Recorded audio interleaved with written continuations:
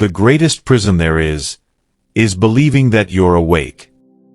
That's the ego's most sophisticated trap, convincing you that you see everything clearly, while keeping you operating in the dark. It doesn't matter how much you meditate, read books, or repeat affirmations. If your level of consciousness doesn't shift, your reality won't either. Over the past few months, I started noticing a strange pattern in the people around me. They said they were seeking growth, talked about spirituality, self-awareness, vibration, energy. But their actions told a different story. What I saw around me were chaotic relationships, impulsive decisions, destructive patterns, all coexisting with the appearance of someone with expanded consciousness. That's when it hit me. Most people don't live from consciousness. They live from a persona they've created to appear conscious. A spiritualized ego is more dangerous than a raw ego, because it no longer sees itself as a problem. And what if I told you your entire life is being shaped, not by your choices, but by the level of consciousness those choices come from? Yes, there are multiple levels, and most people are anchored at a specific level that I'll explain in a moment. And the lower the level, the more reactive, automatic, and repetitive you'll be, even while believing you're in control. It's like trying to change a ship's course, with your hands tied and a blindfold over your eyes. You might want more money, peace, freedom, think you're living your purpose. But if your consciousness is still vibrating at lower levels, what you attract through resonance will match that magnetic field. To simplify, let me give you an example. People stuck in the victim level of consciousness often say, "I'm like this because my father treated me badly. People around me don't value me. The world owes me something because I'm special." This is the wounded identity layer, where a person is always looking for someone to blame, waiting to be rescued, outsourcing all responsibility. Now, compare that to someone at a higher level. They see the same pain, but use it as a springboard. They ask themselves, "What did this trauma teach me? How can I rebuild myself from this?" The difference isn't in the facts. It's in the level of consciousness from which the facts are interpreted. So tell me, do you really want to change your life? Or do you just want to keep using pretty words to justify the same old prison? Do you catch yourself reacting to situations? Or do you observe where your reactions come from? Most people want growth without crossing their inner abysses. They want to skip ahead without learning what the current phase is trying to teach them. They want self-awareness but don't have the courage to face their soul's mirror. In the next few minutes, I'm going to show you how to precisely identify your current level of consciousness, and what's keeping you from rising to higher levels, where external reality shifts almost as a reflex. But before that, you need to do something right now. If needed, pause this video. Close your eyes for a few seconds, breathe, and ask yourself, am I being honest with myself, or am I stuck in a persona that just wants to appear evolved? If you have the courage to hear that answer, everything else will start to align. My name is Noah and you're watching the Hermes Code. Pay close attention to the world around you. Most people wake up on autopilot. They follow a routine they didn't choose. Repeat inherited phrases. React as if they're defending something, but they don't even know what they're defending. You say you have willpower, but who's really steering your life? Is it you, or a collection of unexamined traumas, emotional addictions, and inherited family patterns? The first level of consciousness is primitive. It's the level of reaction. The body is in charge. Impulse is king. At this level, the person doesn't think. They repeat. It's like an emotional guard dog. It attacks when provoked, runs when it feels pain. That's where most people live. It doesn't matter if they wear suits, speak eloquently, or post quotes about vibrations on Instagram. As long as impulse rules, there is no consciousness, only conditioning. You see it in people who can't tolerate silence. They need noise, distraction, instant gratification. They're like organisms constantly running from themselves. Most of the so-called evolved live in the second level, the persona. Here, the ego has learned how to wear makeup. It picks up new words, archetype, karma, shadow, unconscious, but still uses them to avoid the truth. Now, the persona hides behind sophisticated language. This is where the false therapist lives. The healer who hasn't healed anything, not even themselves. The witch who's still afraid to feel anger. And you know what the real problem is? This spiritualized ego is harder to dissolve. Because it believes it's already transcended the ego. You can tell someone is stuck at these levels not when they make a mistake, but when they justify that mistake as growth. They cheat, but say they were following their truth. They refuse to act on a noble cause, but say they were moved by their intuition. She doesn't listen to anyone. She only echoes herself. This is the most dangerous stage. When the ego puts on the robe of light and calls its own shadow expansion. And no, this isn't symbolic. It's shaping real decisions. People who can't sustain a relationship. People who start projects but never finish. People who sabotage everything they build, because deep down, they're still ruled by unresolved pain. You don't have external problems. You have external effects caused by the internal level of consciousness you operate from. It's that simple. If you're still living at the level of reaction, your life will be a sequence of emotional wildfires. If you live at the level of the persona, it'll be a constant, exhausting performance. And eventually you'll forget who you really are, forget to let the divine spark within you guide your actions. Want to know where you are?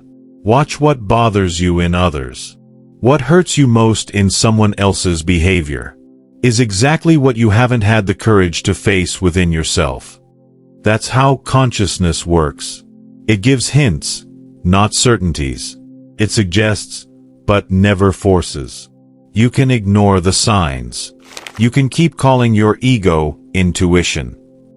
You can even make up a new spiritual narrative to protect yourself. But the price for that is living a life that looks right on the surface. But inside, in the depths of your soul, something is always out of place. Few people talk about this, but I'll tell you what really happens when you start moving out of the lower levels of consciousness. You don't feel peace. You feel shame. Shame for everything you tolerated. Shame for being led like a puppet by your own ego. That's the first pain of awakening.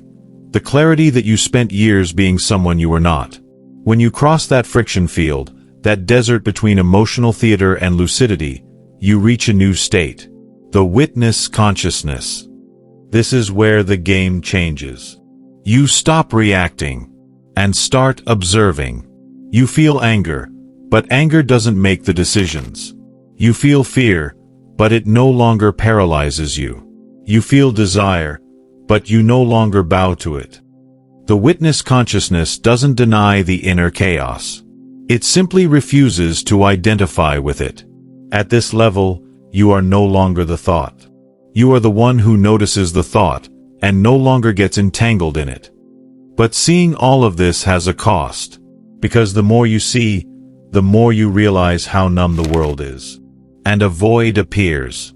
You start to lose interest in shallow conversations, in social rituals, in promises that intoxicate the masses. You begin to dwell in a kind of vertical solitude, surrounded by people, but feeling as if no one truly sees you. That's the second pain of consciousness. You start missing someone you haven't met yet, and who may never come. But if you don't give up, if you cross the limbo without numbing yourself, something rare happens. You enter what I call the alchemical state. It's when pain transforms into presence. When chaos becomes raw material for power. When the shadow stops being an enemy and becomes a teacher. At this point, you're no longer seeking light. You learn to carry the weight of your own abyss without being swallowed by it. There's still a higher level. But don't be fooled, it's not celestial nor spiritualized. It doesn't take you out of the world, it sends you back into it with new eyes. This is the state of practical transcendence. You become light, not because everything is resolved, but because nothing holds you prisoner anymore. You understand that everything is part of the process. That every pain, every conflict, every delay plays a role in your refinement. It's the point where you stop fighting what is and start acting from the truth of what you are. But let's be honest. Most people don't want that. They want advice, not awareness. They want steps, not presence. They want formulas, not transformation. Because this path is painful. There are no promises, no applause, no audience. There's just you, face to face with yourself. Naked. No excuses. No armor. If you've made it this far, it's because something in you has already started to shift. So here's your first real exercise for elevation. Over the next 3 days, just observe. Don't react. Just observe. Don't change anything. Just observe. What irritates you? What controls you? Where are you lying to yourself? Where is your persona responding in your place? Write it all down. This will be your first internal mapping. And only with this map can you begin true transmutation. You started this video believing you were conscious. Maybe the first few lines even bothered you. But if you made it this far, you already know that consciousness isn't a label. It's a field of presence, an active function of the soul, revealed in the in-between moments of your daily life. Let's recap.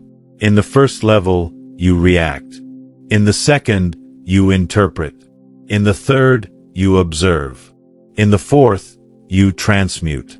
In the fifth, you move through the world as someone who no longer needs to conquer it. Which of these levels do you identify with? Write it in the comments. This path isn't a staircase. It's a mirror. And the higher you go, the more you see. Every limitation in your life comes from a blind spot in your consciousness. You're not stuck because of a lack of money, time, opportunity, or anything else. You're stuck because there's still a part of you that refuses to die. And everything you refuse to kill within yourself will keep killing your potential from the outside. This is the logic of alchemy. You don't elevate something by pretending it's already on a higher plane. You elevate a state of consciousness by acknowledging that it's on a level you don't want it to be. And that means burning away what's dense in that state, so it can re-emerge more subtle on a higher level. Now I ask you, are you willing to burn what still feeds you emotionally, but imprisons you existentially?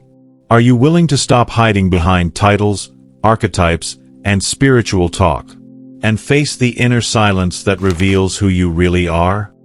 You don't need to answer me. But if you don't answer yourself, all of this was just more content. If your answer is yes, then start with a simple, but honest, ritual. Take a piece of paper and write, what is the behavior that sabotages me most? And what is it trying to protect?